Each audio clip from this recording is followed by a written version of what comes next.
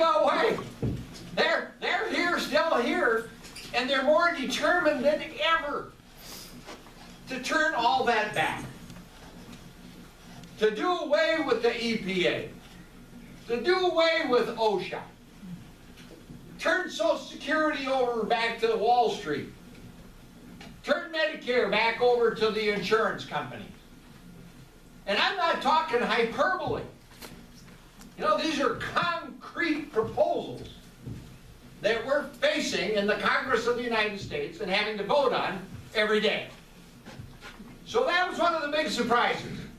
I guess I kind of thought once you reached a certain level of progress and in humanity that, you know, it might take some people a while to get comfortable with it and get adjusted to it. But, you know, you would move on from there. Find a cure for cancer. Find a better way to take the lead out of the drinking water in Flint, Michigan. You know, and move on. But no. I mean, every day that we're in meeting in Congress, there are powerful forces spending hundreds of millions and billions of dollars to turn back all that progress. And one of the reasons we wanted to have this, these workshops on Social Security and Medicare, because those are kind of a couple of the real cornerstones of the progress that we have made in our society. And I need to tell you, I'm going to a meeting in Duluth tomorrow morning. One of them's a good meeting. Okay, I'm going to meet with the loggers, and they've been trying to not have to go down Main Street Duluth with their trucks, you know, for 20, 30 years. And I got an amendment through the Congress to let them take Highway 35 around, so we're going to have a little celebration. A little victory, but it's important to the loggers, important to the people that have to. Many of you have ever driven a big truck. It ain't easy shifting those damn things going through Main Street. Now they can just zip around. But I'm a union guy. I'm a Teamster. I ran into the head of the Teamsters a while back, and I told him I'm a former Teamster. He said, "No, you're not." I said, "No, I am." I said, "Local 632. He said, "Nolan, there's no such thing as a former Teamster. Once a Teamster, always a Teamster." Okay. But I'm going to meet with several thousand Teamsters. And guess what happened to them? All of their life, they paid into their pension fund. Okay? A pension they had earned. But hundreds and several thousand companies didn't pay in their fair share as the contract required and obligated. And so, here they are, you know, they're our age, and suddenly they don't have the pension they paid in and earned all their life. But we have a Congress that found a way to bail out Wall Street. No problem there. The defense contractor didn't make a profit on his defense contract. No problem. We got to renegotiate it so that there's a profit in there for them.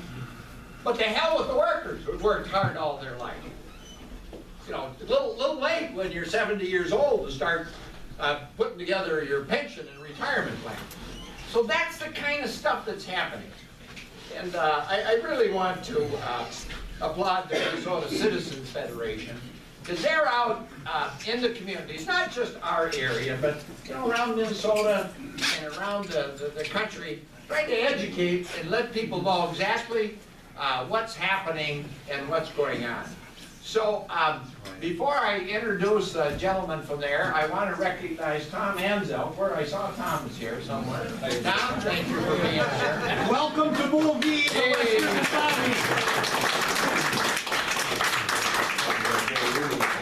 Tom is one of the brightest lights and most forceful advocates that we have in our state for the kind of fairness and healthy communities and quality living. Senator Klobuchar has Peter Mack here. Peter? Senator Franken. Senator Franken, excuse me. And he's actually not Peter Mack. He's known as Peter Mack. He's Peter Makowski. Peter, raise your hand, please. And Jeff Anderson, who is my district director in the back here, does a great job managing our staff. Gordon Metza.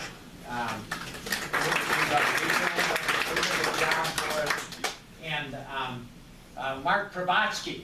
They told him with a name like that, he should have been a symphonic conductor or something.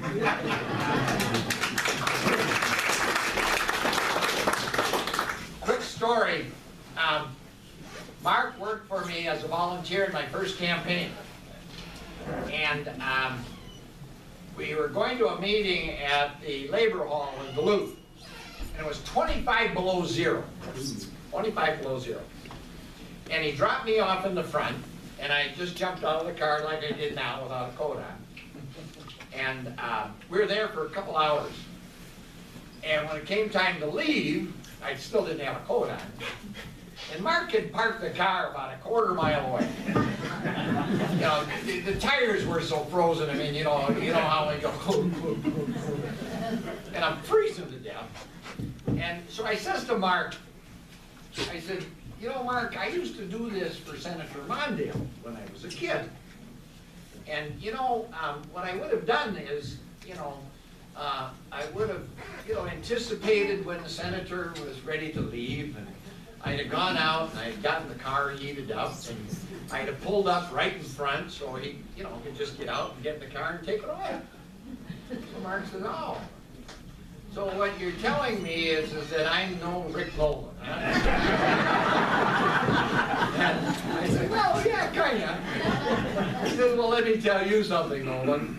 You're no Walter Mondale. So, you know, we do rely on these youngsters quite a lot. And they do a great job. They work real hard for us. So, but without any further ado, and we want to take questions, I want to introduce Buddy Robinson with the Minnesota Citizens Federation, and he's going to take us through, you know, some of the issues and what's happening, and then let's have a discussion about where we're going. Thanks, everybody.